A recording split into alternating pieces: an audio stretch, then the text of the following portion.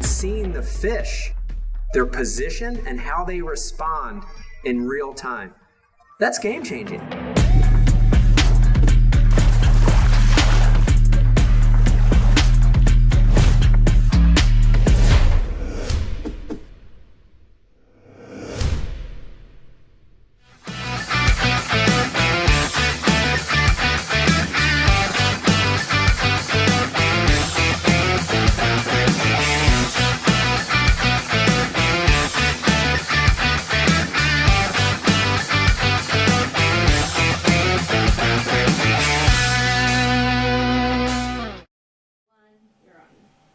G'day and welcome to 2021. This is going to be such a better year than 2020, especially when it comes to ABT Australian Bass Tournaments. And welcome to the newly named show. It's not ABT Lockdown Live anymore. That was for 2020. That's when we were in lockdown. That's when we were looking for something to do. This year, when I'm looking for something to do, bloody going fishing. That's what's going to happen. This is now ABT Live. Great job, Nicole, on all of the rebranding. You'll see a lot of, I suppose it's a bit of a cleaner look for the show. There's some cool new ads in there. We've got the same great segments, and we're going to open up 2021 with some awesome prizes, including tonight. Something you can win tonight is a 2019 Certate LT 2500. I don't think there's anyone out there that doesn't want that in their collection to help celebrate the launch of the Daiwa BREAM series this year. Is it going to be back to normal? Who knows? We've got a lockdown in WA at the moment. I like to think that as a country, we're getting pretty good at managing this disease. Looking globally, we're doing pretty good. Us and our brothers in New Zealand are doing all right. Let's hope that we can get a full tournament season in this year and get back to what we love doing, which is going fishing, having a few beers with the mates afterwards, and having some friendly, competitive rivalry while enjoying the great outdoors. We're inherently a very socially distancing sport. Let's hope we can keep doing what we're doing. We've got all of the sponsors locked in. When you guys are winding down for Christmas, Nicole Smith at the office here is canvassing all of the sponsors. We have great support from a myriad of sponsors in this industry. They give us a bit of cash, they give us some product, and with that we put together what we think is a great assortment of tournaments for you. So you may have seen it, we announced it in the last show, but this year we've had lots of naming round sponsor changes.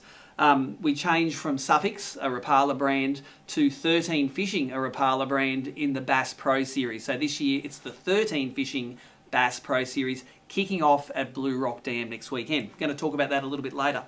We have the Daiwa BREAM series. Now, Daiwa have been involved up and down over the years, but they're on a bit of a high at the moment. They make some great BREAM, BASS and barramundi tackle, and they have taken on the mantle of not only the Daiwa BREAM series across Australia, but also the Daiwa BREAM Australian Open. Got some teasers for what's happening in that event a little bit later in the show.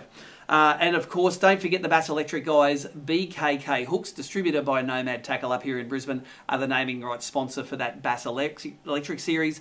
It's called the BKK Hooks Bass Electric series. In all three of those events, we're giving away a bluefin boat. They were prizes that we were supposed to give away in 2020, but hey, we've rolled them into 2021. They are kick-ass prizes. The BREAM and the BASS boat, they're powered by Mercury outboards, going to have some great Lowrance sounders on them, going to have green marine lithium batteries in them, and they're going to be turnkey tournament packages. The Bass Electric boat doesn't have a Mercury on the back, not allowed a Mercury in those Bass Electrics, but it's got some great power behind that. And let's not forget the Barra guys. The guys from Wilson's, they've got brands like Venom Rods, Xeric. They are boots and all into the Barra Tour this year. So the Barra Australian Open, sponsored by Venom. Xeric have re-signed for the Barra Tour. It's going to be a great time up north. It was a great Barra event this year, and we're expecting nothing less in 2021, especially if those dams don't run over. You may have noticed that the Tournament Angler Guide is out now. You may have seen it online. It's free to read online at www.issuu.com. We have links to it on the ABT site, but you know what? If you are a loyal reader of Fishing Monthly magazines, this is the February issue here, and inside, ta-da, there is the 2021 Tournament Angler Guide. Some great stories from the Barra team of the year, some great strategic stories in there, lots of technical stuff. Tommy Slater does a big article on, you know, just how fishing rods get designed. They don't just pick them out of a catalogue. They do it the right way. That printed copy is in with this month's Fishing Monthly. That is in stores right now. All new ABT members, you get one of these in with your membership kit when you join at the start of the year. Of course, we like running comps on this show. First one, like we always do, is tell us where you're from. So no matter where you're watching from in Australia, we want to know where you are. Give us a postcode, give us a state, give us a suburb. We want to know where our readers are. Drop them in the comments. Doesn't matter if you're on YouTube or Facebook. We monitor both of those comments, and we will pick some winners from each of those channels during the night. The prize for the Where Are You From tonight is a great, really good lure pack. We've got some big, expensive cod paddlers here. That's a big Imakatsu thing, which is the size of a small bird. We've got some great Xeric baits here. Here are some of the baits that the guys all use on the Barra Tour. This is all in one pack. Some Samaki boom baits we've got here to give away. A couple of the Barralicious Reddick jerk baits. A lot of guys use them on the Barra Tour this year. And of course, some stubby holders to keep your drinks cold in summer. So you can win that just by letting us know where you're from. Do it in the comments down below and give us a bit of a shout out. With the Daiwa pack, we're going to tell you that mechanic a little bit later in the show. You're going to have to watch to see how you win that awesome Daiwa pack. It's also, I suppose, this pack is celebrating the opening of the Barra season. All the guys fishing for barramundi in the rivers in Queensland, they couldn't do it for a few months, but as of yesterday, bang, you can go and catch yourself a Barra. Hopefully they're done spawning. This is to celebrate the opening of the Barra season. We're going to drop to an ad right now. We're going to be back real soon, and when we do, you're going to meet ABT's newest staff member, Danny Stead. So let's see that ad.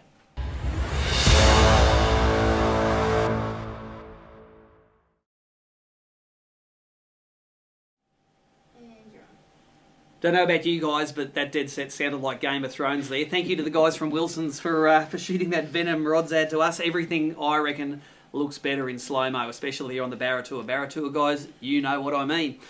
I'll introduce to you guys Danny Stead here. Anyone who's been around ABT for a while will probably recognise Dan. Probably not in his ABT staff role that you are at the moment, but Dan Stead, in your wonderful coral-coloured shirt there. Welcome to the show, mate. Welcome to ABT. Thanks, Steve. Yep, it's great to be here.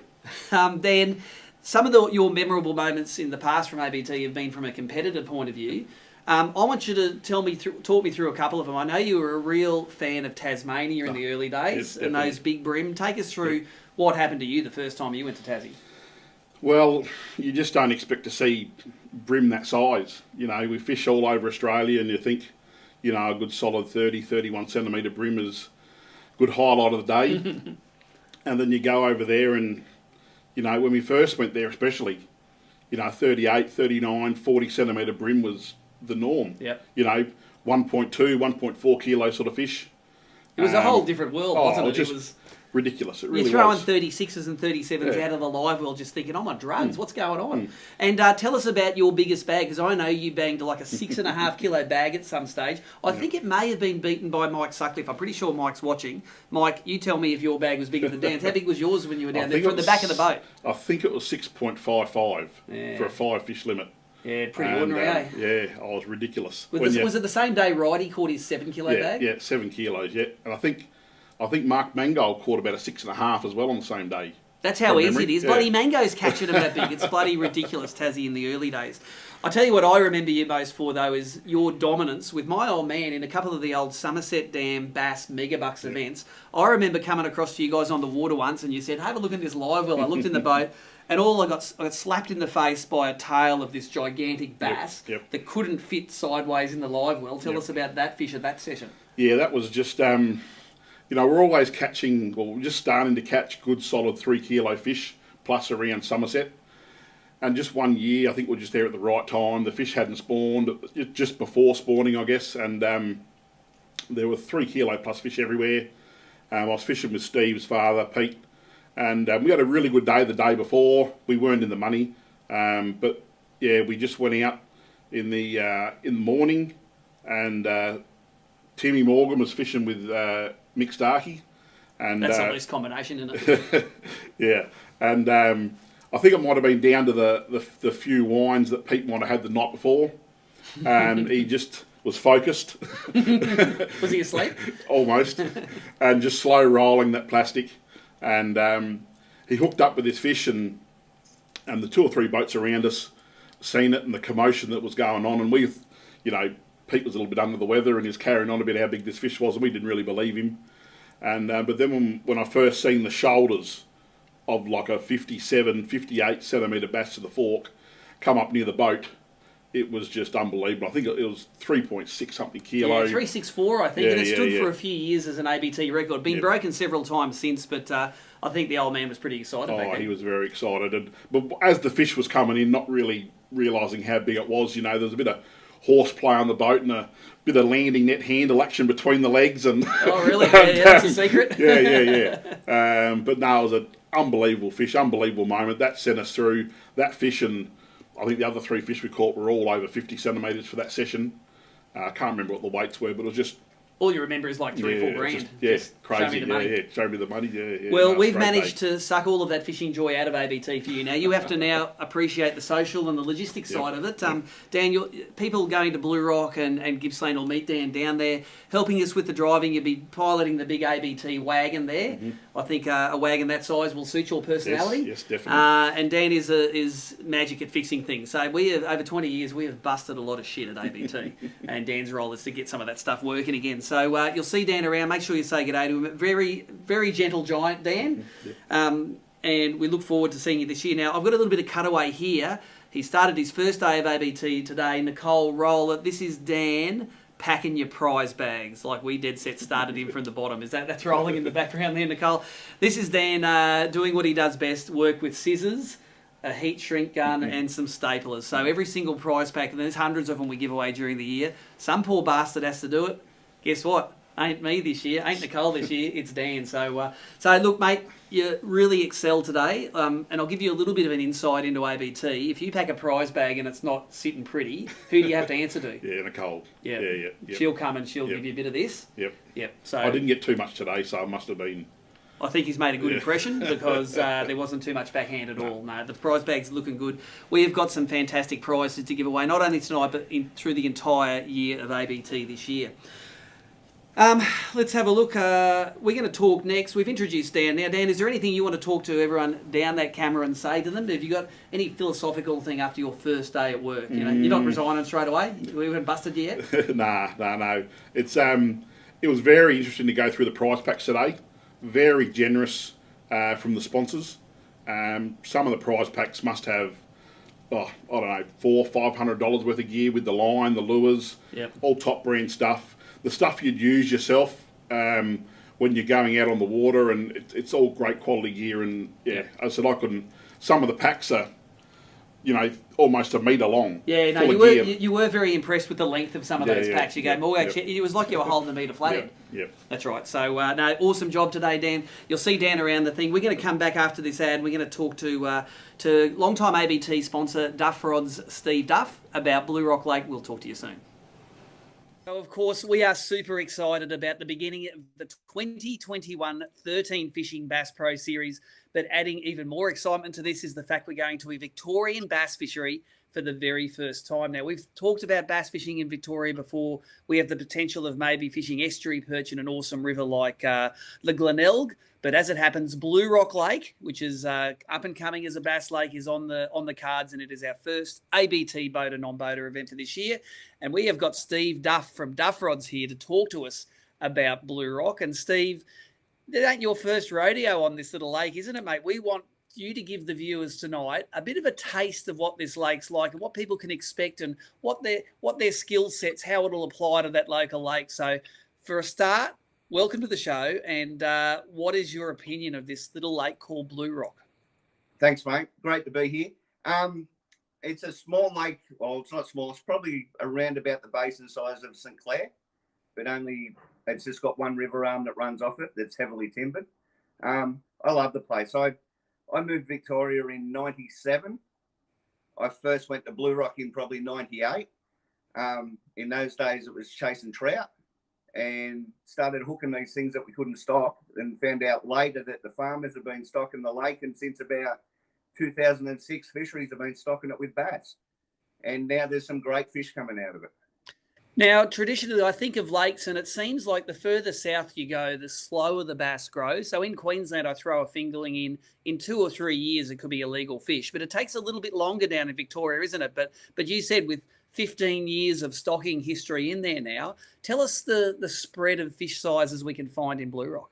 So at the moment, things are warm. It's pretty easy. You're going to catch a lot of fish in that are undersized, in that 25 to sort of 27 range. We had a club comp there yesterday. There were a few of the boys pulled 40 pluses out of there. They're in there. Best I've got out of there in the last couple of years is a 49.5. I haven't cracked the 50 yet. I did that a long time ago, but that was one of the old farmer stock fish. But they're in there, and it's just a matter of being able to work them out and find out what it's doing. It's no different really to any other lake we go to in the country. For the guys that aren't local, you just got to get on, work it out in your pre-fish. But it's got everything that everywhere's got. It's got flats, it's got timber, it's got rock walls, it's got grass edges. It's heavily timbered up the river. So whatever sort of fishing you like to do for them, it's on. Awesome. Now, you've fished nearly every ABT Bass Pro venue we've ever had. You know, you've been to places like Glenbourne, you've been set up in Queensland. Give us an example of some of the skills you can bring from these areas and maybe apply to Blue Rock and do well. Like, I know you're au fait with all of the techniques that the guys use. Give us a few as an example to I suppose, make people feel confident that what they're good at doing is going to produce results down there. The best thing I can tell you about Blue Rock is the fish at the moment are still uneducated. So your typical Glenbourne bite being a plastic bite. You throw plastics on the edges, on the flats, you'll pick them up. The guys, the last couple of years, jigs have been popular up and around New South Wales. We were catching them yesterday on jigs in Blue Rock. If you want to throw a spinnerbait, if you want to throw a chatterbait, a couple of weeks ago, I was getting them on chatterbaits. All of the techniques work. Sometimes you got to downsize just that little bit because the majority of the fish most of the fish you're going to catch are that 30, 32 sort of range. And then you'll get bigger ones and you'll get quite a few smaller ones. But sometimes you just got to downsize that little bit with your gear to get them. I listen to a lot of guys out there that are saying we need to be throwing 8-pound leader and 10-pound leader and whatnot in the sticks. Well, in the heavy timber, yeah, but most of the time I'm still throwing a bit of brim stuff that's 4 and 6 pound line, especially in open water, and it does the trick for them. Yesterday throwing slim swims, catching them on those, put Key-Tex on, catching them on those. So it's all the typical techniques work. I've even had times where I've caught them on spoons. They're not the big 80-gram things like everyone's throwing at Somerset these days, but the little 12 and 18-gram wasabi spoons in the open water, I've caught plenty on those. That's awesome, mate. And that sounds like it's a real, if you're good at fishing it and you're a specialist at a technique, you can bring it to Blue Rock in February and you can go and work the fish out doing that. Now, let's talk a little bit about logistics in the place. It's, I've never been there myself, but I look on the map, it's right next to a little town called Willow Grove. Tell us a little bit about the facilities and how the lake lays out, how far it is away from town. So the lake's pretty much right on the edge of town. So within 30-second drive, you're at the boat ramp we'll be going to, which I think is the Tangel River boat ramp or the picnic ground boat ramp. The picnic ground ramp. Yep, out of town. It's a dual lane. I'm having a brain fade again. It's a dual lane ramp. Dual lane ramp. It's got twin pontoons on it. Toilet block, barbecue block, heavily parked area. Like the area itself's probably, I don't know, probably 800 meters wide, like with your car parking. I've never seen the place full like I saw it yesterday. There was hardly a spot for a trailer left to park. So we had plenty of people there pre-fishing for this event. And then we had a club comp in the afternoon. And then on the other side of it, you've got the picnic grounds, the rotunda, barbecues. There's a swimming beach part of it, which has got a couple of red buoys, which are no boating, for people to swim, kids on their kayaks. So, and it's the lake itself. I break it into sort of three areas. You got the bottom lake from the dam wall to, it's not a narrows, but it's sort of an S-bend through. You got the top lake, and then we go into the timber. So when we were coming down initially, we were going to have COVID tests and quarantine for a few days to come around, but Victoria's border restrictions have lifted now. And I think nearly everyone can come straight into Victoria, just get a permit and come. So there's really not many barriers to entry now in Victoria, Steve. You're welcoming all of us bass fishers down there. Yeah, it's awesome. I know we got guys coming from Queensland. That's awesome. Yep. There's a few from New South Wales coming, and we've got a few guys and a few of the BREAM guys, from what I've heard, are hopping in and having a run as well. So I think we'll have a reasonable field.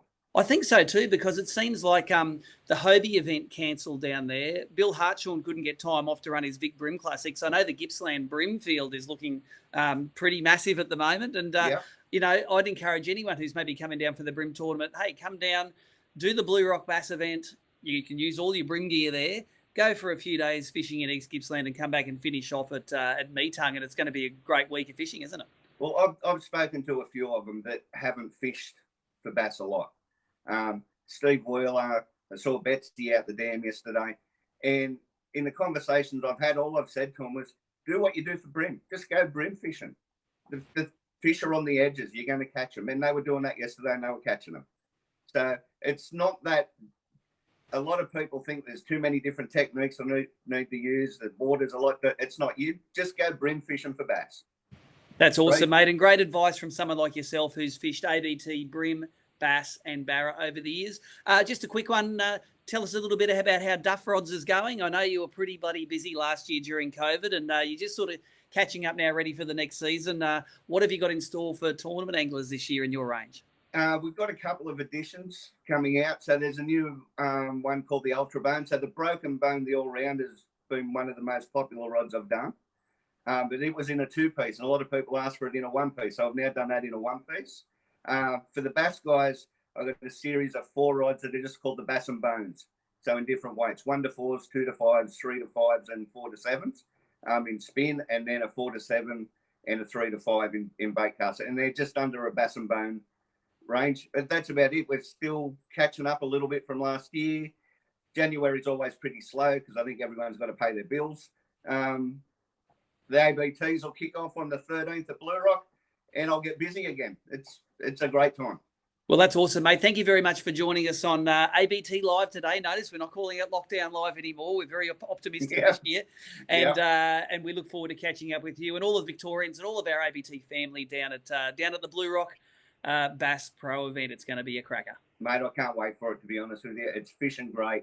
And it'd be great to see these guys come down. And, you know, some of your gums, so Langer's coming down. He's been down it once or twice before, but he'll see a big difference in how this lake's performing. That's awesome, mate. Thanks for joining us. Thanks, mate. Bye. Now, a little bit of extra information about Blue Rock is we are putting the call out for non-boaters at the moment. I just checked the entry lists as of today. We have 14 boaters entered for that tournament. We do have more coming, but only 6 non-boaters. So if you have ever thought, you're in Victoria maybe, you've ever thought about giving a bass or a bream event a go, Blue Rock is a very, very friendly lake. The water's not going to get rough. It's got a 15-knot speed limit on it, so the boats aren't even really going to get on the plane. And it's a shared weight event, which means the boater and the non-boater are fishing for a collective 4-fish limit. Your boater is going to really want you to catch the fish. In my experience, those shared weight events are really friendly because the fish that you catch, he also gets in his bag, and vice versa. So if you want to dip your toe in the water and come and give it a go, come and give us a go at Blue Rock. It's only a couple of hours out of Melbourne.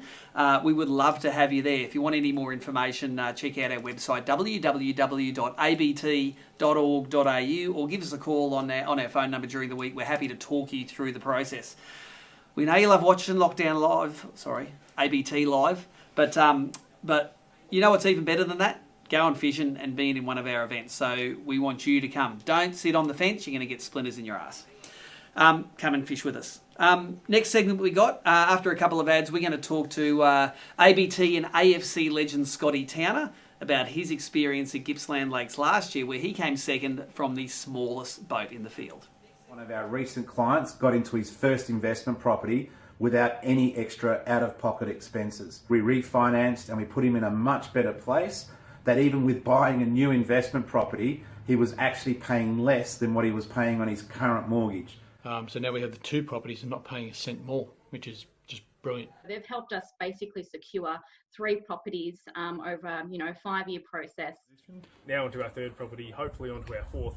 And one of the most important things in our strategy is having good team members around us, and Neil's been a driving force and one of the biggest components of us being able to achieve what we're onto now. I'm Neil Carstairs from Mortgage Corp, your property investment mortgage specialist. To find out how I can help you save money, stress less, and help you plan ahead, go book a strategy session at mortgagecorp.com.au. Taming the beast isn't easy, but the bigger your electronics, the more you have on the line. In conditions like this, you need the KVD Kong Extreme Electronics Mount. The only electronics mount designed and built to be rock solid. No movement, no matter how heavy your gear. A marine grade mount for fresh or salt water that's monstrously strong. The KVD Kong Extreme Electronics Mount. So everyone probably remembers at the Gippsland rounds last year, the man I have with me now, AFC legend Scotty Towner, turned up in the smallest boat in the field and managed to get himself a 2nd place. And Scotty, you are back to the opening round of the Daiwa Bream Series this year. It's the Mercury qualifier out of at Gippsland Lakes. Heard you got yourself a Mercury this year, mate. Tell us what boat you're in. Yeah, I got rid of the tinny. I always was planning to get another bass boat. So Wally Fay, I got Wally's old boat, which is the Sprint. So it's an older hull, but it's got quite a new Merc on it, which is the 225 Pro XS, the Optimax Pro XS. So it's a really quick boat. I've had it out on the lake here a few times, and it flies. I've just got to get used to driving it. She's a bit of I'm not real good in the rough water at the moment. It bounces around a little bit when you're up over that sort of 105 kilometre an hour, but it's probably about 3 times as fast as the little tinny went. So it's a bit of fun again to be driving a big boat. Well, and a good move for you to buy Wally's old boat, not Wally's Phoenix, because we all know what happened to that last year at Gippsland Lakes. He went for a bit of a swim. Yeah, it was a bit of a tragic circumstances for Wally down there with that one, but to buy that new boat now would cost you quite a lot, because Wally has basically put brand new everything on it. So I hear it is wiring, everything's new. So it's and isn't that what a phoenix is all about? A phoenix is a bird that's been like resurrected from the ashes. This is one that's been resurrected from the lake. Yeah, so Chris got rid of it to Wally, and then Wally basically crashed and burnt, and then built it back up again. So we'll see this year in that one. Now you're in the boat this year, and it's, we always talk about the sponsor Karma at ABT. This is a Mercury round being held out of Meetung, and you've got a Mercury on the back. Of course, Mercury for years and years now have paid the Mercury owners bonus, which means that every tournament there's $500 up for grab for the top 3 Mercury owners, mate. So maybe a little bit more money in the pay packet at the end of this event. Was that in your mind when you upgraded the boat? Yeah, it sort of was actually, because I've seen for many years now I wasn't running Mercs, and I'd watch all these guys that finished below me sometimes would be getting the bonus, and I think if only it would have been a couple of $100 more in the pocket. But anyway, they are a very reliable motor. I've known them. Basically, I think probably 80% of the field is now running Mercuries, maybe even more. So. Yeah. You got to go with what everyone else is using, and I'm just glad that motor was on Wally's boat. That's awesome, mate. Now let's look back at last year. We had 2 sorts of event last year at Gippsland. We had you, of course, in your little boat, and one of the tournaments was dead flat, nice weather. Everyone started from Meetung, but come the second event, we had a rough weather planned in place, which meant that boats could trailer to all over Gippsland Lakes. They could put it at Holland's Landing or the Nico or the Mitchell or Tambo or down at Lakes Entrance. And it opened up the arena for people in that rough weather. So we didn't have to cancel a day, or we didn't have to restrict them to the calmer waters. This year, we are trying that rule regardless of the weather. So what I want for you to do is I want you to tell me how that affected you last year, being able to fish Holland's Landing, maybe in the smallest boat in the field, and maybe give some words of encouragement to people who have small boats to let them know they're not out of it if they have a small boat, are they? You nearly won that event last year out of the little titty. Yeah, it was. It was fantastic. I did the first, as you said, the first event. It was a calm event. We started all at Meetung, and like my little boat, I fished around Meetung for the start. Got one nice fish and lost another one, and then thought, oh, I'll go and hit all the flats and all that sort of stuff because it's calm. Went up there and I didn't get another fish. And then day 2, I went out and I caught 3 nice fish and got done by about several others. It was a bit of a tragedy. And then we had another pre-fish day in between those 2 events. So I ducked down to Holland's Landing, knowing that you were going to call it like that. And my boat, I would never be able to make it in a 4.2 metre Quintrax.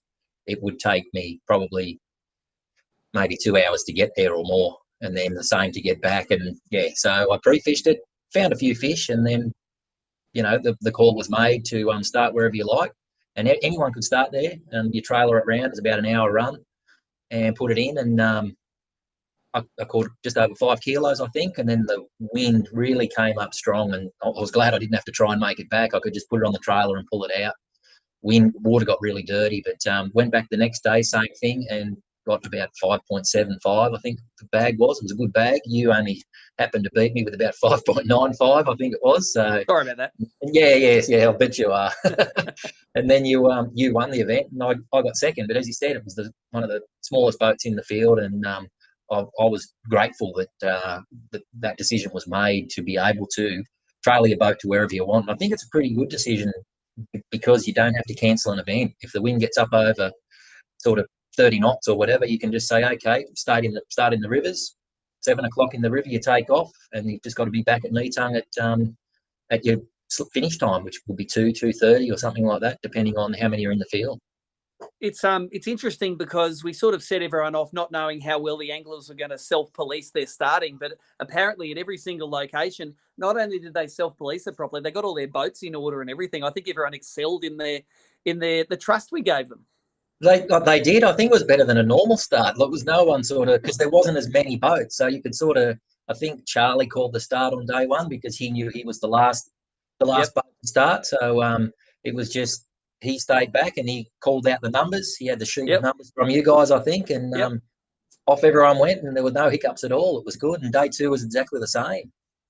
That's awesome, mate. So I suppose if I wanted to summarise the message to people that might be sitting on the fence saying, "Oh, I don't have they think they might have a boat big enough to do an ABT, and Gippsland is the one where it does not matter what size boat you got. If you can catch a fish, you can have a good shot at this tournament." Exactly. Anyone, even if you've got I think, what's the smallest boat? About 3.9. You're allowed 3.9 with a 20. Yeah, with a 20. You can trailer your boat to any one of the rivers. You could go to the Tambo and you'll never be out in the open water at all. You can go to the Nicholson, the Mitchell, Paynesville, get round to Hollands if it's Hollands is firing, and or you can put it in at Meetung. So Yep. it doesn't matter what the wind's doing. If you put in one of the rivers and you fish the river, you'd never have to get on the plane because they're only 5 knot zones anyway. So it doesn't matter if you've got a 200 horse or a 20 horse. You all got to go the same speed. So yeah, I'd encourage anyone to get out there and have a go if they're thinking about it and they're sitting there thinking, I know how to fish the Tambo, but I don't want to take my little boat all the way from Meetung. If it gets rough, well, you can put your boat in a Tambo. So. No, awesome. And I think from ABT's point of view, we're going to we'll reassess at the end of the year whether we have this as a rough weather only option or whether it's an all the time option. We'll take feedback from anglers and competitors at the end and see what our plan is moving forward. But I think we're definitely evolved a long way from the year where we had to cancel a day because it was too rough and we were all stuck at Meetung, which is great. Yeah, no one wants an event to be cancelled. Like, you pay your money, you go down there to do the event. You want to be able to fish, regardless. We want to go fishing. And it worked well. There was no complaints from anyone last year that I heard. Everyone was really happy because we got to fish the event. Awesome, mate. Let's talk more broadly about the Daiwa Bream Series. It's a very New South Wales heavy calendar this year, and that's to balance the fact that last year the New South Welshmen got no events. The grand finals at Port Stephens this year. I know that you went last year and you had a bit of a crack at Port Stephens and it kicked your ass fairly hard. You're obviously keen on making that grand final and then getting back and getting a bit of retribution from that arena. Definitely. I think, like, in that arena, my little boat, I was sort of limited because it did get rough each day. But again, I don't know whether you're going to change the rules if it gets rough there, but and be able to trail it to certain other ramps in the waterway. But I definitely want to go and have a crack at another grand final.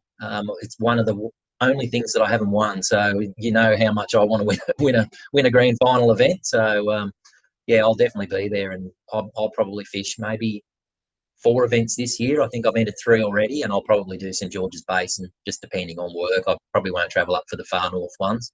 Yeah. But 4. I mean, you probably had to have 4 New South Wales events because a lot of the New South Wales anglers didn't get a chance to actually even fish last year. So it'd be good to see all those guys get a shot at going to the grand final as well. Yeah, and look, it is going to be a great grand final. We, of course, have 3 bluefin boats lined up with Mercury, 2 of them with Mercury motors. The Bass guys are fishing for like the 498 bluefin, all ready to go. The Bream guys, the 4.6 metre, we're fishing for it. It's all going to be loaded with, lithium batteries and electric motors and sounders, the whole kit. So it's going to be a great grand final, and let's hope that this year we can get most of those events away. We seem to be having sort of smaller lockdowns now. We're getting better at controlling COVID, so let's fingers crossed, mate. We can get some events fished this year. I hope so. I know that there are a lot of anglers out there that haven't fished an event for probably close to 9 months or something like that. So they'll be wanting to get out there and have a go. And I hope that Gippsland really turns it on. As you know, with they don't net the system anymore; it's net free. So yep, allow all those flats at the rivers and that to just build up with fish. There should be a lot more fish to catch. It typically is a hard fishery, but I think with the netters out of the system now, it'll fish pretty well. I think you'll need a pretty good bag to take out the event. And let's face it, of all the arenas that we fish, it's probably the most likely place on the mainland you're going to get a 5 kilo bag of bream. Well, I think you might need 6 this year. It's my prediction, but yeah, it can fish really well, and it can fish like 6 kilo plus bags that we've seen come in there many times. But yeah, it is one of the only arenas that you can probably consistently get 5 kilo bags at least on. Awesome, mate. Well, thanks for joining us this afternoon, mate. I know we had a few technical issues getting this stuff all sorted out, but you look like you know what you're doing there now on that computer, mate, and that's all that counts. So, mate, we will catch you for the season opener of the Daiwa Bream Series down there at Gippsland. Scotty Towner will have his Mercury-powered sprint there. Make sure you come down and say good day. Thanks for joining us, Scotty. No problem, Steve. Thank you. Now, firstly, thanks to all the people that were telling me my Daiwa hat looked retarded. It does. There's something going on with that, so I've swapped it out for the Lowrance hat. You would have seen an ad earlier in this show about their new active target that's dropped. Good bit of kit. If you haven't got live, you're going to probably want it this year. Just a bit of a heads up for everyone. We did a great article about that in the Tournament Angler Guide, actually, about the live sonar units. You will see a lot of them in the field there this year for ABT. Now, this is what probably a lot of you are hanging on for. We were talking in that last gap. It's like, a lot of people watching tonight. It's like, hey, maybe it's because everyone wants to win this. It's not only this. It's not only the Daiwa Certate LT 2500. It's this fantastic bag of prize as well. Some of the bait junkies that Chris Hickson will talk about in the next segment. Some Daiwa braids, some lines, some double clutches, etc., etc. That is probably the best prize we've ever given away on ABT Live.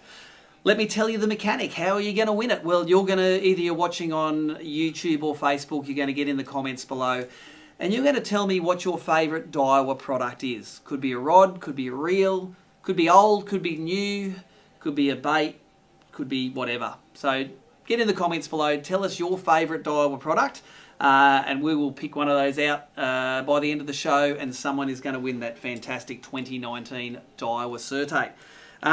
Also, remember the Tell Us Where You're From comp. It's running the whole way through. After the next segment with Chris Hickson, after the last segment with Chris Hickson, we are going to draw both of those prizes. We've still got to talk to Maddie Langford tonight. We're still going to talk to Chris Hickson tonight. So I think let's have a look at a few ads from our sponsors, and we're going to come back with a very excited Matthew Langford, the 2020 Bass Pro Angler of the Year.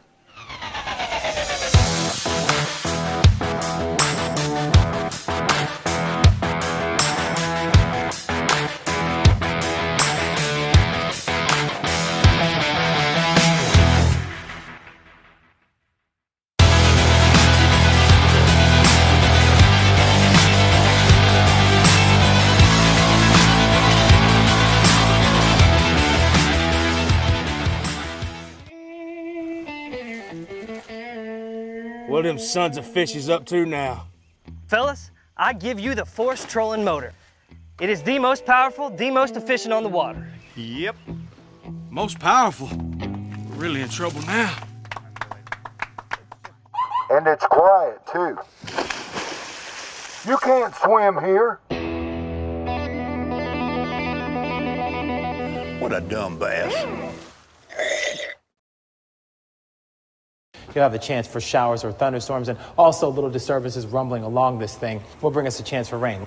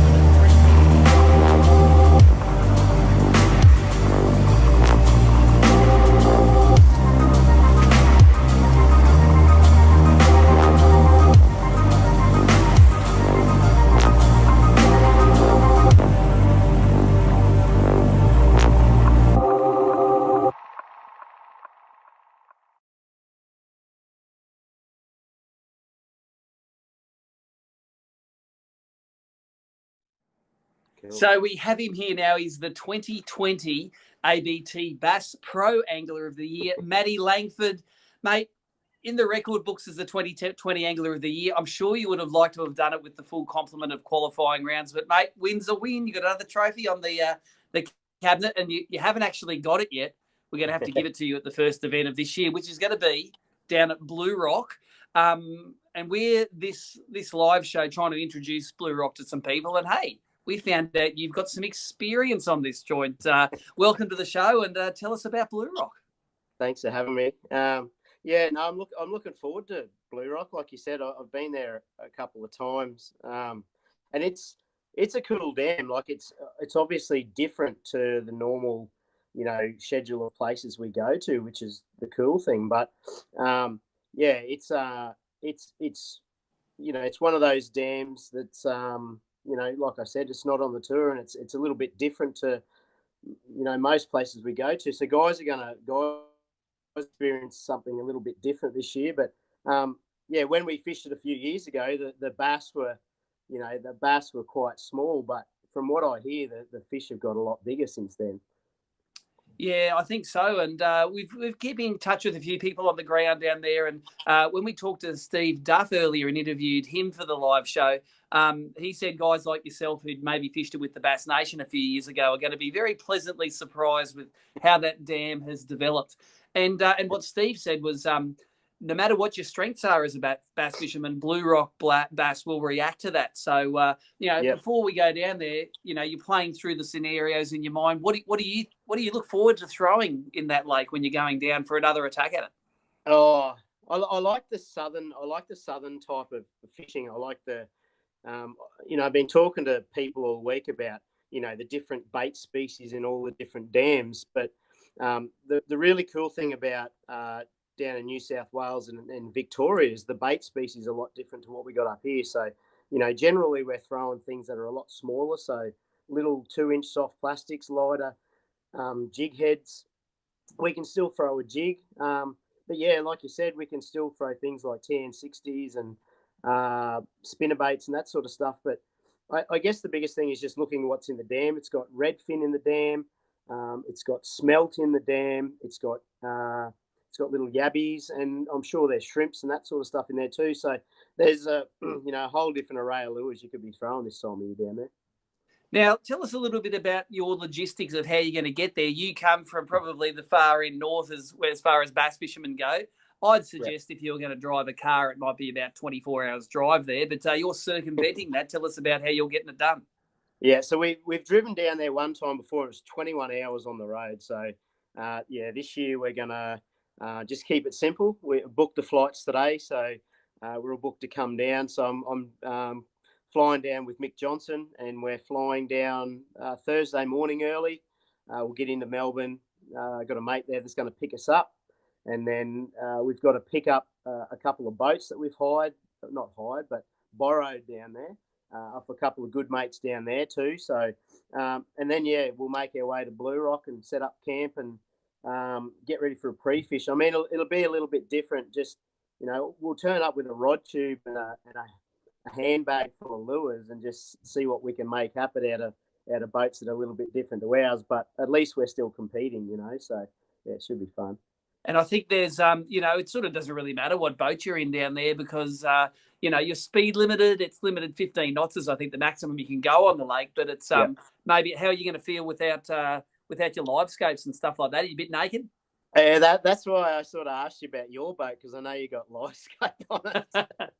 But yeah, it'll be a little bit different. That's one thing that's sort of been playing on my mind a little bit about, when you got certain things on your boat that you're used to, like live scope, for example, is one. But I mean, like I said, as long as we've got a bit of an idea of the bait fish and the areas we want to fish and the lures and that sort of stuff, we should still be able to adapt to it. So yeah, it should be a good event. And at the end of the day, we're still fishing for bass. So yeah, it should be good. That's it. A lot of small fish in there. You've got to beware the guy that can find fish this big on the live scope, mate. I've had some experience doing that stuff. So, mate, another big, I suppose, some news for you is you've had a few new signings this year that align very closely with ABT sponsors, and in particular 13 Fishing. Tell us some of that news.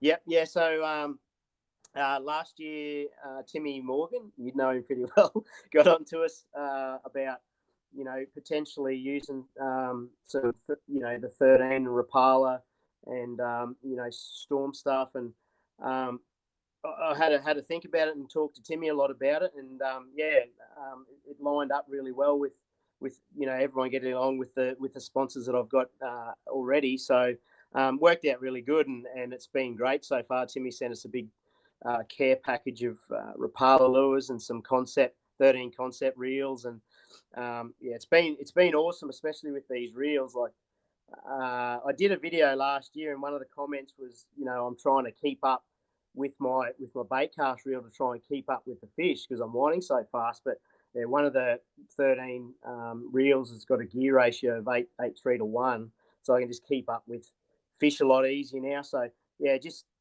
little changes and trying different gear and having stuff that really suits me. It's a good partnership, and Timmy's a ball of fun too. So it's going to be good, and the good thing is he signed Carl too, which was a smart move. So it should be fun. That's right. Rapala's really attacking that side of the gene pool, aren't they? They're getting you all at once. So good to see, mate, and it's good to see. I tell you what, another sponsor we've got this year that I'm pretty excited about is ABT's never had a wet weather gear sponsor, and the guys from Buck and Bass in America tracked us down last year, and we went on a few dates and got to know each other, and at the end of the day, they ended up signing you as one of the Bass guys to use their gear. I was really entertained by your first review video on social media about how good those things go. But jokes aside, and I know there's some of it playing in the background there, Nicole's going to run it in the background, but jokes aside, that stuff keeps the water out. It's if you're used to high-end, quite thin rain gear, this stuff it's the real deal, isn't it? Yeah, it is. I think one of their big things is just the way that they're built, they're made. They've covered all the bases with just ensuring that no water can slip in and get you wet anywhere. Especially from the sleeve cuffs, you got double sleeve cuffs. It's super water resistant, so you would have seen it yourself. You can be in the rain for hours, and at the end of the day, you're dry. So there's minimal places to get wet, and I mean it keeps the water out. And if you're comfortable whilst it's raining, which we have events like that, sometimes it gives you peace of mind to be comfortable at the end of the day. Yeah, that's it. And I think they've done the right thing as well. For the first time in history, if you go on and Google the Buck and Bass suits and you go and try and buy one from America, it's actually heaps dearer buying it from America than it is buying it from a retailer in Australia. Like you probably pay like $500 more a suit. So I think it helps that some of the staff in Buck and Bass there are expat Aussies, and finally we get to look after on price for something. So looking forward to having them as a sponsor for this year. And I can tell you now that the prize for the for the Angler of the Year boater in BREAM and BASS, and there'll be some mechanic how we give it away in Barra, is going to be a personalised Buck and Bass rain suit. So it's a pretty shit hot prize. Yeah, that's a good prize. But you've already got one, so you probably don't need to win Angler of the Year this year, do you? It's a good prize though, bloody hell. Indeed, mate. Otherwise, your business, you're on the water a lot of times. You obviously operate a successful guiding business up here in Queensland. How has it been with all of the COVID shutdowns? Has business been good or slack or hard to get people across the border? What's the deal? It's kind of been funny, but it's in a way it's kind of worked in our favour too, because obviously when we were shut down here in Queensland we couldn't do anything, but we had to rejig a few things when the border restrictions opened up and the bubble opened up. People were pretty keen to come on board, so we had to make some changes and be COVID safe, obviously. But because people had to cancel their holidays and their cruises and their flights overseas, they were more willing to want to do things locally. And that's been a real lucky point for us, because our inquiries and the people emailing and calling and messaging to come out and spend a half day or a full day with us has been it's been really busy. The last 6 months have been ridiculously busy, and for us it's been awesome, but there's a lot of businesses that rely on international travel, and I mean, if we were relying on that, we'd be in trouble. But it's good to see that local tourism has been good, and it's really helped us as a guiding business. So yeah, that's awesome to hear, mate. It's good to see that Aussies are learning to engage in their own backyards again. Like fishermen don't have to be talked into going fishing locally, but all the rest of us that would go on one of those mobile buffets that they call a cruise boat. They're getting to see different parts of the country, and small Aussie businesses like yours are being a benefit from it, mate. One last question I've got for you is, you've seen the calendar this year. It's geographically the broadest calendar we've had, all the way from Cania to Blue Rock. What are you most looking forward to on the Bass calendar this year? I think I'm keen on the river rounds. I really love the river scenarios. Open at the grand final and stuff, to be able to openly run around a river and try and locate wild fish that's what we sort of, I think, lack sometimes but this calendar this year is going to be wicked. I mean, we still have a few impoundments, but the river rounds I'm really looking forward to, because it just opens up so many more things, and you can run, some places you can run for 100 kilometres, and in an impoundment you can't do that, So, in impoundments you sort of rely on yearly cycles, but for us, dam fishermen, a river round sort of opens things up to, so much more. So yeah, that's what I'm looking forward to. Yeah. Personally, I'm really excited about that Clarence River round because the Australian Open on the Clarence, it's the first time we've taken it out of a lake. It's a massive river. It's got EPs and bass in it, clear water, rocky river. You can lose legs on your outboard. It's going to, Australian Open's always hard on gear. It's you by yourself versus the fish. So I'm really excited to see what that pumps out this year. So, mate, thanks for joining us on ABT Live. You notice we don't call it Lockdown Live anymore because we're not going to do no more lockdowns this year. We're all going well, and we look forward to seeing you down at that Blue Rock round. Cool, mate. Can't wait. Now, watching that Mercury ad reminded me of something that I need to remind you guys about. Firstly, big shout out to TT Rods. You mightn't have heard about them before, but the guys that do TT Jighead, Z-Man, a myriad of great brands have released these. TT Rods, they're the sponsor of the Blue Rock round. Justin Garrett, the team out there, got together 3 ranges of very affordable, high-quality fishing rods. They are launching them here at this event. We're going to have some to give away. Check them out at your local dealer. Thanks to them for being the naming rights of Blue Rock. But I saw the Mercury ad and I thought, yes, Mercury are the naming rights sponsor for the Gippsland Lakes round down there at Meetung. Great sponsors of ABT. There are Mercs on the back of the prize boats, and they run the famous Mercury bonus. They've been doing it for well over a decade. In the BREAM tournaments, the top 3 Mercury owners share $500 between them. This year, we had Evan Reid in last year. Evan Reid's not there anymore. This year, Mercury have stepped it up, and you'll see here, look, Cania Dam, Queensland, 2021. That's a bass event. Mercury bonuses there as well. So $500 between the top 3 Mercury owners at bass events as well as BREAM events. And this is how our little novelty checks all start. They start as a big piece of core flute like that, and we have to cut all of those little buggers out. So you will see them in a smaller version, along with a bit of this, at your BREAM or Bass Pro events this year. That is great news. Also, we've got some other exciting sponsor things this year. One of them in the Bass that Mick Thompson and Nicole thought up. It's called the Lose Limit. The Lose Limit, every time you catch a tournament limit, that's one entry into it. So you go to an event and you catch your 5 out of 5 both days or your 4 out of 4, depending on what state you're in, you get an entry in that. We are going to draw out of that hat $2,000 worth of Lose tackle, rods and reels at the Bass Pro Grand Final this year. So the Lose Limit, every time you catch a limit, you get an entry into that. That's a great great initiative from those guys. Good to see new sponsors on board. Mick Thompson, he's the new Lose guy, and he has jumped on board to help out the Bass Pro events that he loves fishing so much. You'll see him at the events in his big old Bass Cat Mercury combo.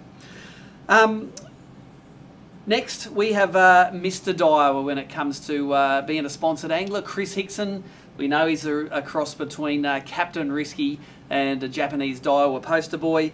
We love him. He's caught millions of fish all over the joint. Remember to enter the Daiwa comp. We're going to give this thing away after this segment. You've still got time to enter it. Let us know what your favourite piece of Daiwa gear over the years is. You might be able to take home that Cert8 and that kit. But hey, let's watch an ad about InFeet and talk to Captain Risky about maybe some controversial things.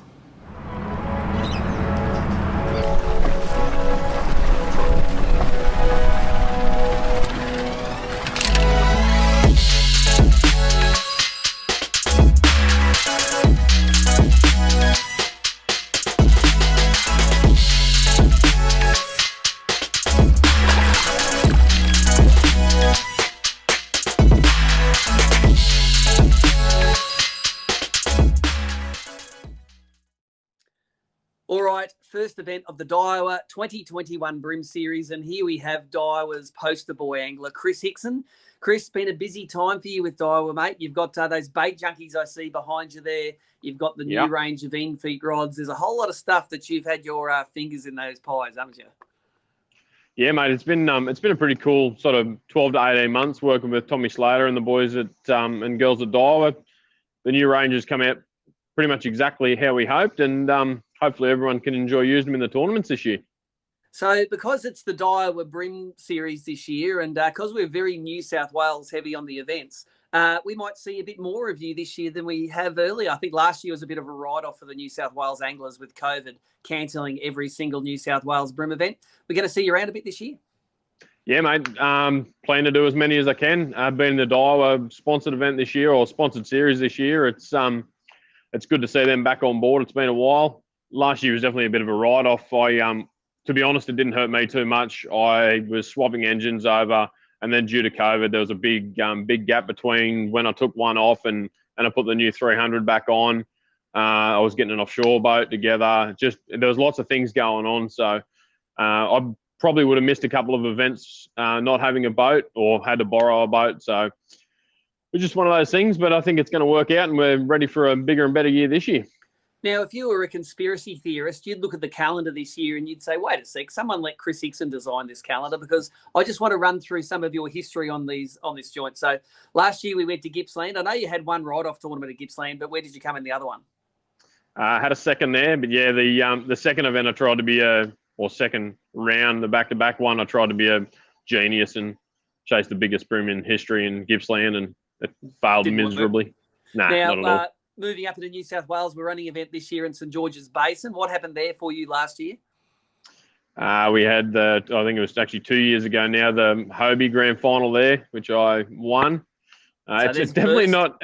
Yeah, it's not one of my favourite places to fish. It's a bit of a puddle. It can get pretty crowded with a lot of boats there, but sometimes it just suits my type of fishing. So that's it. We're going to have the Australian Open, of course, on the Hawkesbury in Sydney Harbour. And not only have you won a qualifier on the Hawkesbury, you've won the Open before as well. And you're always dangerous in that one, especially being the naming sponsor's sponsored angler. We don't need to talk about that. But hey, last time the year that I won it was the first time Daiwa sponsored the Open, I think, as well. The stars are lining up. That'd be nice, wouldn't it? Yeah. Moving up the coast, the BREAM Tour goes to Lake Macquarie. What happened at that joint last time you went? I think I beat you by a Mickey hair and came first. There's a win. Yeah. So, of course, let's not even talk about Foster. That's your backyard, and you probably know every BREAM in that joint. You'll tell me that you don't fish it much, but you know where the big ones live in Foster, don't you? Yeah, I used to. Knowing where they live and being able to catch them is a different story, but it's I honestly don't fish it too often at all, maybe once or twice a year, and it changes flat out with sand and racks getting pulled out.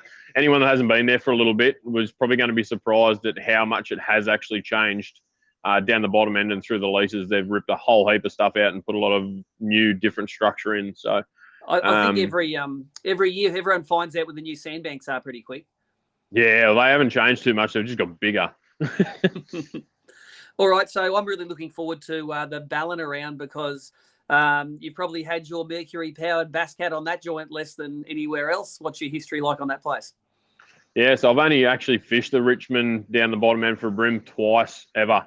Once about 10 years ago with Pete Leggett in a teams tournament where I think we had a top 10. And then the last ABT round we had there, I didn't have a bad result, caught fish. It's not my sort of fishing down the front end, soaking crabs and plastics on the walls, but you got to do what you got to do. It's if I can find them elsewhere, I'll do it. But I think it's going to be a good event, providing we don't get too much rain leading up to it. Cool, mate. It looks like a great series, and I don't know if we're ever going to see you at Gladstone, but let me tell you that Gladstone would be right up your alley as a way of fishing. You know, a lot of top water fish, a lot of crankbait fish. If you're fishing in more than about 3 foot of water, you're off the game. So maybe we'll see you at some of those, especially since that Gladstone event's back to back with the Barra Australian Open, mate. And you've done some Barra fishing between now and when we talked to you last. Yeah, Russ Barbecue and I shot up to Woonga and Callide and had a weekend a bit with some crew from down here and got stuck into a few fish. It was wasn't flat out fishing, and it's definitely not my sort of fishing, sitting there casting at the same spot over and over, but we caught some fish and it made it worthwhile. I would like to do the Gladstone event one day. I'd actually planned to do it last year with some friends from Malaysia to come over. We were going to try and organise to get some internationals there, right? Do the Gladstone BREAM, roll into the Barra, and then the Bass Grand Final at Cania, but that didn't work out due to the circumstances. But once everything settles down and international travels there again, I think we'll definitely coax those boys into doing a trip like that. Mate, they will be across here eating noodles and snapping doodles for that fishery. There's some great there's some great fish to be happening there. Now, let's circle back to Gippsland. We've made a change this year where you can, we trialled it last year in the bad weather, you could trailer your boat to the different ramps. We had some pretty good feedback about this, so we've decided to this year let people trailer on both days regardless of the weather. You're not a fan of that. Tell us why.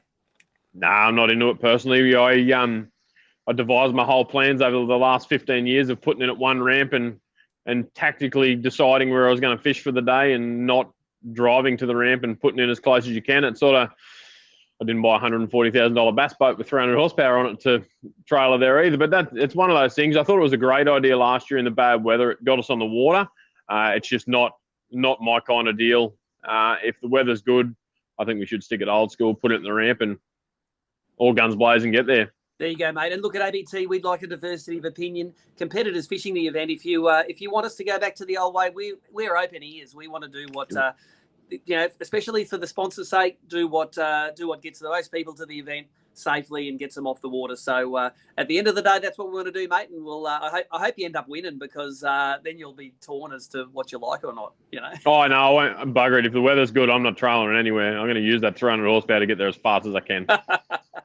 I suppose one of the things is, let's talk about, dive into this a bit. If you're going to go to Holland's Landing and you're going to come back by road, takes about an hour. You probably have to give yourself maybe an hour 15 to get back in time. But by water, if it's flat, you're going to get back in, 20 minutes? I'm there in 20 minutes, yeah. Exactly. So technically, the other side of it is more fishing.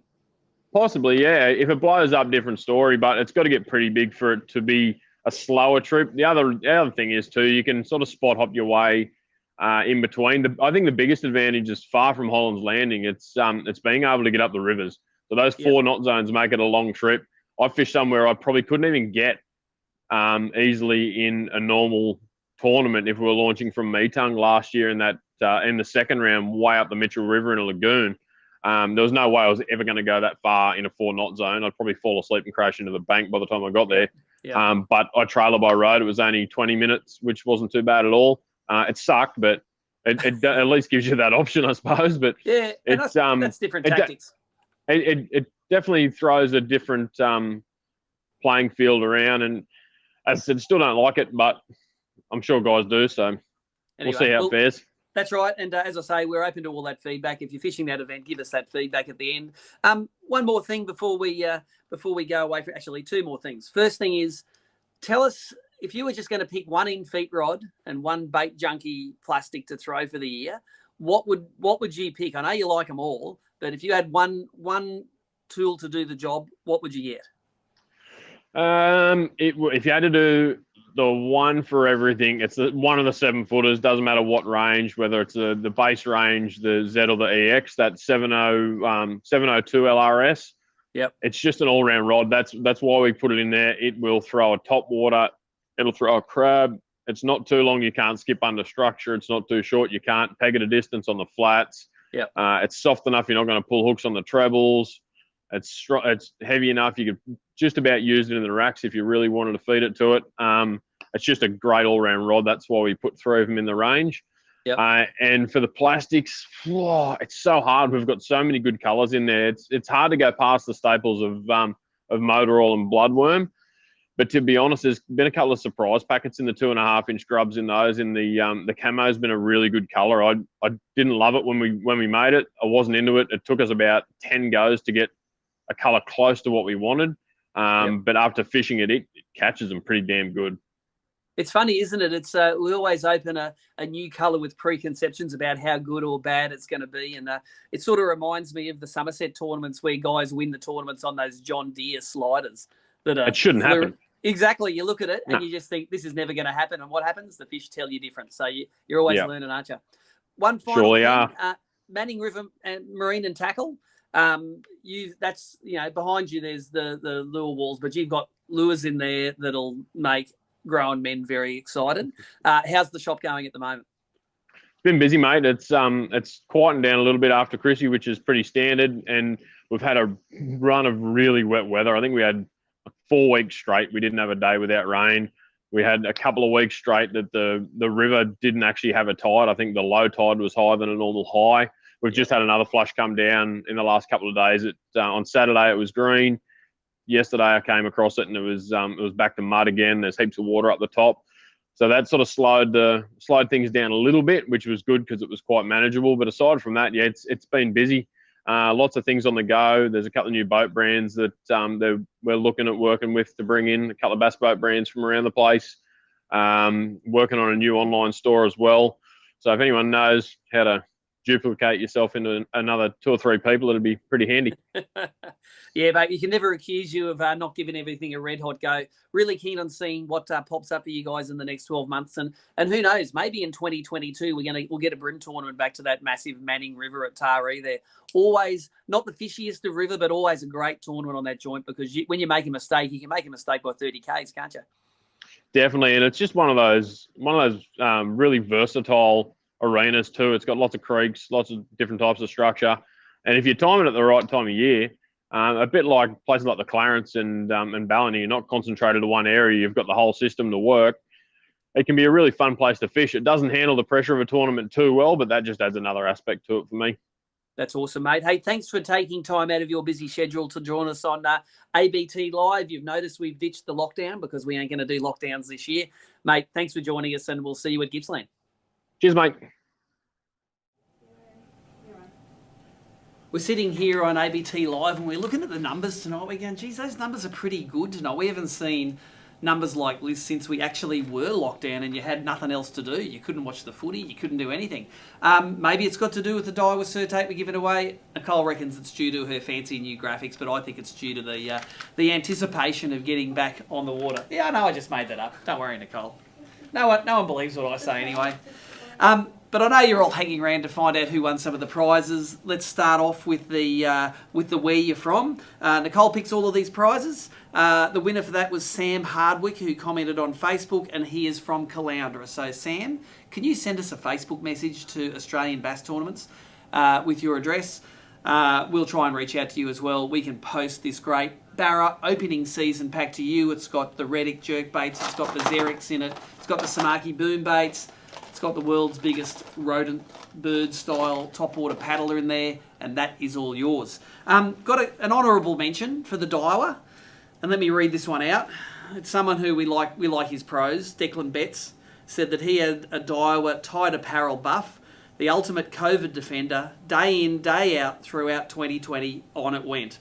There will be a ceremonial burning of all 3 of them when COVID is finally over. Sorry, Deck, you're going to burn them, but you're not going to replace it with a 2500D Certate, because the one that's picked for that is Adam Richards, who says, my favourite Daiwa product is an older Daiwa Certate Hyper Custom. It's pretty and it needs a friend. There you go. The Lonely Heart story won Nicole over in the end. Adam Richards, you commented on YouTube, but can you send us a Facebook message to Australian Bass Tournaments? We'll get your details if we haven't already got them on the ABT database and get this great Daiwa pack out to you. A lot of jelly people that you won this reel, mate, but congratulations, and thank you for watching ABT Lockdown Live. I know the numbers are probably going to be plummeting now because it didn't win the wheel, but hey, that's all right. We've got a few more things to talk about before we end, but I promise after that you can go and watch the Tuesday night movie. First is a little bit of a tease for the Daiwa BREAM Australian Open with the COVID and border restrictions now. It looks like we can actually go down and run an event in Sydney. Still a little bit dodgy whether we can run a weigh-in and get a Sydney Council permit to run a weigh-in in a park, but we've worked out a way around this. We're going to try and run Australia's best BREAM Open on an app with some curated live coverage. Daiwa's going all in to get a lot of their sponsored anglers to run some live cameras. And who knows, you may see an ABT blast from the past coming in to pull it all together and to do some expert commentary on this event. Of course, all of our live coverage is helped fund by Neil Carstairs from Mortgage Corp. You would have seen his ad a little bit earlier in the show tonight.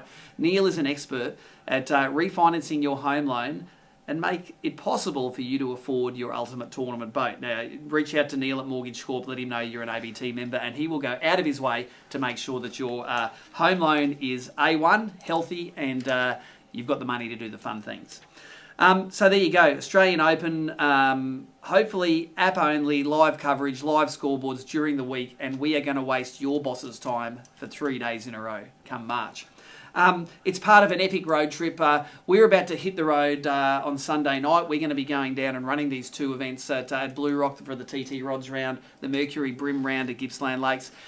We come back, we have a really short turnaround. We're going to go down and run the Lake Macquarie BREAM event. We're going to run that Daiwa BREAM Australian Open in Sydney Harbour. And of course, we're going to run what is always a massive bass event on Lake Glenbourne. So it's going to be 2 massive road trips for us. You will hear from us in between those 2 events. We're going to come back, turn a show around pretty quickly, come to you, and then we're going to hit the road again. So hopefully at that next event, we're going to talk to some great winners, talk about some great tactics, and what a great time we had in Victoria. And by then, the heart of brimming in Australia, that Sydney area, we are ready to come and visit you guys because we haven't been there for a long time.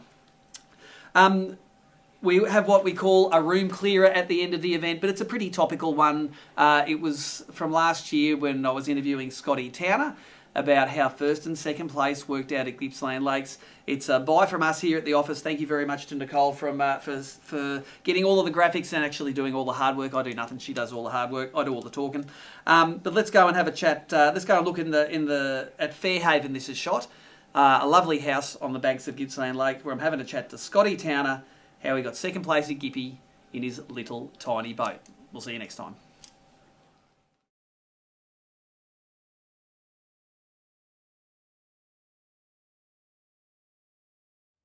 G'day, Steve Morgan here with AFC legend Scotty Towner at the conclusion of our relocated second round of the Costa BREAM Series.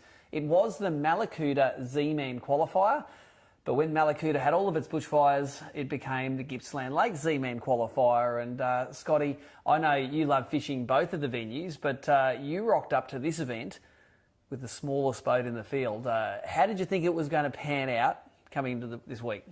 I thought it'd be tough. I saw the forecast prior to coming down, and it looked like this weekend in particular was going to be really windy. My little boat, I thought I'd be stuck here in Meetung, which obviously wasn't a bad thing. Round 1, I fished Meetung and got done quite a few times. And then for this round, with the relocate, you could launch at any boat ramp, was a great call by yourself and ABT for safety reasons, obviously. And that allowed me to go to Hollands and put together those great bags that I found down there. Well, let's summarise it. You were leading this event until the last bag went on the scales. Sorry about that, mate. But you did pull some cracking 5 kilo plus bags out of Hollands Landing in your small boat. So run through how that played out, pre-fish, day 1, day 2 fish management. How did it all work in the wind? Tell me the story. Well, I didn't really find that many fish, only down in Meetung. I could find big fish, but they were really hard to catch. You would hook them up, but they would do you so quick.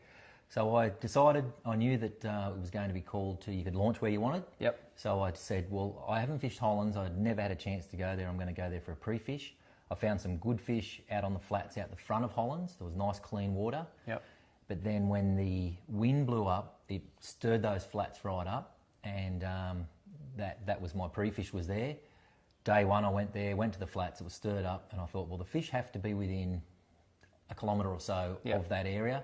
I worked my way into McLennan Strait, Hollands Landing, and found them within the first sort of 100, 200 metres, and then just put together the really quick bag on day 1 before the muddy water moved back in. And then day 2, it was today, we got about 5 hours of clean water as opposed to 2 hours on day 1. So I really caught some good quality fish today and lots of them. It was probably 25, 30 fish for the day. It was an awesome day. That's the real tournament dream, isn't it? Like polling in fish that are nearly a kilo, knowing they're not going to go well with your bag. And I think you weighed just a little bit over 5 kilos on day 1. Yes. And then 5.7 today. Yeah, so it was 5.03 on day 1, but I had a little 32 and a 33 in there. Yep. But unfortunately, I didn't get a chance to upgrade very many times day 1 because of that dirty water. As soon as it came in, they just shut down after not even 2 hours. Today we had 5 hours, so I probably put maybe 10 upgrades or more in there, and I was catching 35.5 centimetre fish with a 36 being my smallest in the bag. And it was like, this is criminal letting this thing go. And I actually poled 34 centimetre fish in, told the non-boater, don't even worry about the net, it's not going to upgrade. Let's get it in there. Yeah, poling in, which you would never do in a tournament. But when you've got you've got over 5.5 kilos, you sort of, you don't worry too much about it then. Indeed. Now, these are the rods that you used to use 10 years ago, 12 years ago. Run us through the rod reel and the tackle that you're using, because I know you were crankbaiting those things and that's a lot of fun. Yeah, so it's a Berkeley Pro Tactic 690L. Just get it up from front of that trophy there, mate. It's a 6'9" rod, which I really like. It's good for accuracy. It's a sort of a mix between the two. Not so good on the flats, but I normally fish structure, so it's a good accurate casting rod. It's not too long. Obviously a flats rod, you want a longer rod for bigger casts, but we were fishing some structure today, so we had to cast up. Now these rods are probably a good 12 to 15 years old, I would say. They still catch fish, they're great. And the reels are exactly the same as the Soren STX20, I think they're called. I had those back when I used to fish tournaments 10, 15 years ago. Still working a treat. Still working a treat. A couple of them have got a little bit of a grind in them, I suppose you would say, like a bit of a pepper grinder, but they still work well. The Berkeley Fireline, just 4 pound. I'm using the new 6 pound stuff as well now. I've actually gone out and bought some. I think it's called X8 or something like that. Exceed? Or the X8? X8, I think it's called, yeah. So it's a 6 pound, but it's actually thinner than the old 4 pound. And just running here, I normally run a 4 pound leader, but here I went to 6 pounds, so I just had a little bit more. And the lure I used most of the day was the chubby, the deep chubby in brown suji shrimp, which is a favourite for everyone. Is there any other colour? I don't think there is. They have, even in that dirty water, they have what they call the UV glow, and that seems to catch fish even in that discoloured water. And then after the chubby sort of stopped working, I actually went to the crab, the cranker crab. Yep. Which was the little, I was using UV, and then I lost that to a snag, and then I went to the olive crab in the heavy crab. Everyone uses those as well, and I picked up a couple of good upgrades. It went from probably the 5.5 kilo bag to the 5.7 kilo bag. Awesome, mate. And I don't think we need to really show the cranker crabs, because let's face it, everyone knows what they look like. Everyone's got them. And they just keep on catching fish. And better still, Steersy and Cranker, there are ABT sponsors. It is great to see Steersy sponsor the ABT, because all the guys use those things. I didn't really use them very much. I think up until this tournament here, I'd caught one fish on a cranker crab. I hadn't used them very much. I only had one cranker crab to my name, and then when we did the grand final up there on the Gold Coast, Steersy donated. That's right. You won a pack of 8, and I donated 5 of those to fish here over the weekend. So, so the first hit's free, and then it costs you. That's like a drug dealer, mate. I'll be out to buy a heap more myself.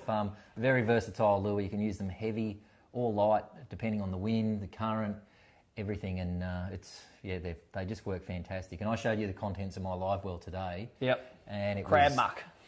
Crab claws in there, not from these crabs, but actual crab claws and big claws and the round shell parts. Carapace, the carapace of the crab that was laying in there. So that's why they work so well. They do eat them well, and it was interesting the way that this tournament played out. That we nearly had to let people trail to the ramps, or it was just cancel the day because it was filthy out there. The weather. I think so. Yeah. I spoke to a lot of guys. You probably heard a lot of the correspondence as well, but a lot of guys said that if you didn't allow us to trailer our boats out, that they wouldn't just do the pull round. it. Yeah, well, we probably would have cancelled the day anyway. And probably cancelled 2 days. We wouldn't have had this great tournament. event. And for the fundraiser for Malakuta, probably wouldn't have gone as well as it did, because you wouldn't have had the buy a boater scheme that you had. I think this one was one of those tournaments that was everything was thrown out there. Like we had buy a boater, so you could buy your boater. Benefits went to Malakuta, and also we could trailer our boats, which we've never been able to do before. And everyone did a great job doing it, so we got some great feedback about that. The cool thing that happened, though, is because we let people go anywhere, we were checking boats out in the morning at Meetung, and at the end of the morning, like on the first morning, I was the only one left with 20 minutes to go. Everyone had driven everywhere else, and I just go, there's a great fishery sitting right here, and everyone is like, oh, the grass is always greener. So I was never going to go any further than Meetung because I was doing waymastering at this event as well, and I didn't want to get stuck anywhere, and poor Nicole would be sucked back, so I can't do weigh-ins as well, So that's how it worked out. But as we all know, you are the master of Meetung, and you probably, having it to yourself, probably played into your advantage this weekend. You sort of had the run of the docks. Yep. You didn't have other boats stinging fish, so you had fresh docks all the time, and that probably contributed to your win. Well, I didn't leave it because on the second day of the first event, I was leaving the first event, and the second day I said, there's too many boats here, and I left, and I tried to replicate that yellowfin bite. But you are correct. There was me and there was Brett Penpraise, and Brett was like, I'm not going near the docks, I'm just trying to fish flats. So the way it worked out is that not every dock had fish on it. And every year in Meetung, it seems like different docks have different schools of fish on them. Like my favourite dock from last year might have had nothing on it this year, and I was catching fish this year on docks that I'd never caught fish on before. So the way it worked out is I started fishing with a crab rod, and in the first event I caught plenty of big yellowfin on the Daiwa. The crab rod, they're a Mebaroo style of fishing, so it's a really light 7'8" rod with the 4-pound Suffix Advanced fluorocarbon on it, straight through, and that was great in the clear water for those big yellowfins, and it's great when the fish are out from the docks. Now on the first day I caught a couple of fish, but then I lost I think 2 in a row on the 4-pound, and then I went up to braid and 6-pound leader and got done as well one more time, and I thought I can't keep on losing this many fish. I'm only getting not even 10 bites a day. You can't afford them to get back in there. So I did take my aqua rod and I put 6-pound line on that, got done by a couple, and I ended up running 6-pound and a light crab, a light olive cranker crab on this rod, but then this was the strongest rod I had in my whole boat. It's called the Legit Designs that Tony from JML does. A wild side it's called. They're around 7 foot. They're actually sort of more like a bass rod than a brim rod, and I paired that with a little, the smallest 1003 Dyer exist, 6-pound Suffix braid and 7-pound Yamatoyo Chinu Harris leader. And since I put that on, didn't get busted off by a fish the whole time, and it was a bit of drag screwing down.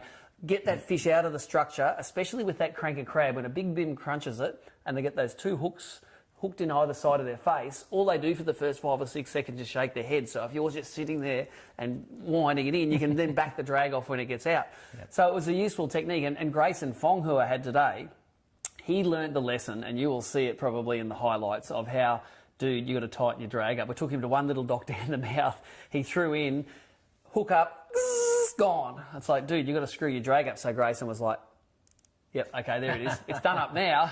And the next one, not. So next time, screw it up. And then he pulled his last 3 fish out of some pretty nasty structure there. So for me, the whole weekend was about finding that balance between the line's got to be light enough for them to eat it, but if it gets rough, they don't get line shy. I reckon I could have used 10-pound leader today and they probably still would have eaten it. Whereas on the first tournament, man, you had to go to that 4-pound and get it in close, and then it's game over. It's game over. And even today out there, it was really rough. I think you did really well fishing out there on them docks. A lot of it wind-blown docks. It's very hard to manage your line. Yep.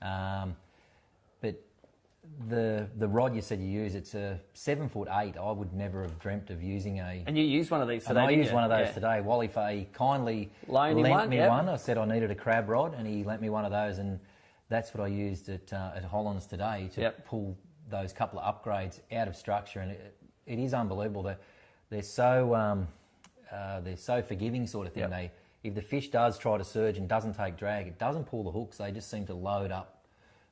Which I would never have used a 7'8" rod to fish structure, basically. So we've got you hooked on the crabs. Now we're going to get you hooked on the crab rods, mate. You'll be like fully in no time. Yeah, I'll be the man, maybe. One of the things I used this weekend and that was really important was the new Garmin Force trolling motor, and I actually was planning to put it on between the 2 events, but we actually did it after the first day of one of the tournaments because Mark Sarex's Ultrex carked it. Yeah. So we ended up pulling it off and putting that Garmin on, and after about a day of getting it sorted, getting the plugs right, man, today I could spot lock on those windiest of banks, and that thing is super quiet. It's got the brushless electric motor in it. I could jog it back and forth, and I could line up near that. I called it the ramp of death. Yes. The pontoon there. You know the spot. Donated, I think, at least 3 crabs to Brim on that same spot over in the first round. Yeah, but I think if I didn't have that spot lock there, we were spot locking, turning the camera around, Grace and I just fishing off the back and just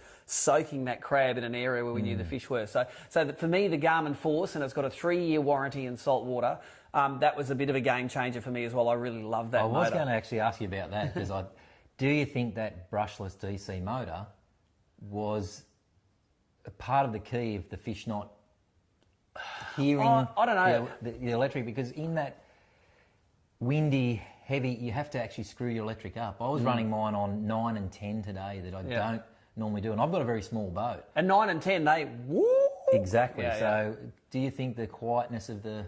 I can only tell from above the water at the moment, and I know from above the water, I can hear that difference. But under the water, and I've got a hydrophone, you bet we'll be doing some videos about what it sounds like underneath. But I know that the power in that motor, I only have, even when I'm holding into the wind, it's only on about 20 or 30%. Like, it's a very efficient motor. Yeah. The coolest thing, I think, though, that happened this weekend was Mario Vukic. He brought that 6.29 kilo bag in from Holland's Landing. What a giant bag, including the mutant 1.59 kilo Daiwa J-Braid Big Brim. How cool is it that Z-Man, who's the naming sponsor of that event, the biggest brim for the weekend and the biggest limit came on the Z-Man grubs. Z-Man. And he said he thinks he only threw the one grub. All day. All day. He did not change the grub. So it's a test to how durable they are. Yep. And they catch fish. Like, obviously, he caught the big bag, right. 6.29 kilos. It's a cracking bag. It's a bag of a lifetime, really. Out of an area that's been fished pretty heavily over a week, basically. Yep, so, exactly. Hollands did fish really well today. As I said, I went there and got all those fish that I caught. I know Alex Franchuk, he got a 5.5 kilo bag. Yep. I got 5.7. I think Mario 6.29. Yep. Steve Pryke was 4 4.5. something. Yep. So some really good fish came out of there today. It was great to see, and for Mario to say that he caught, I think he said he got 11 bites, landed most of them for that big thing on one soft plastic. Hey, the final thing about this event, and thanks for your insight, Scotty. It's great to have you here, able to, in a relaxed environment, take us through some of your tackle and techniques. We did raise nearly $15,000 for the Malakuta Fishing Club, and we'll be putting that cash to those guys as soon as we get back into the office. So everyone who bought a raffle ticket, shared a post, bought a boater, backed a boater, thank you very much, because all of that money is going to make a difference into Malakuta. The $3,000 check I won from this event, it went into the pot as well. So thank you very much for having us, Gippsland Lakes. Thank you very much to Z-Man and Costa, the two major sponsors of this event. And thanks very much, Scotty Towner, for taking us through some of your techniques, mate. No worries. And anyone out there watching, make sure you get down here and support the locals and come down here fishing. There's some, as you can see, there's some really great fish down here to be had. Spend a weekend, spend a week down here, but sort of get behind this East Gippsland area, especially now that Malakuta's opened up. Head down there, and they really need our support.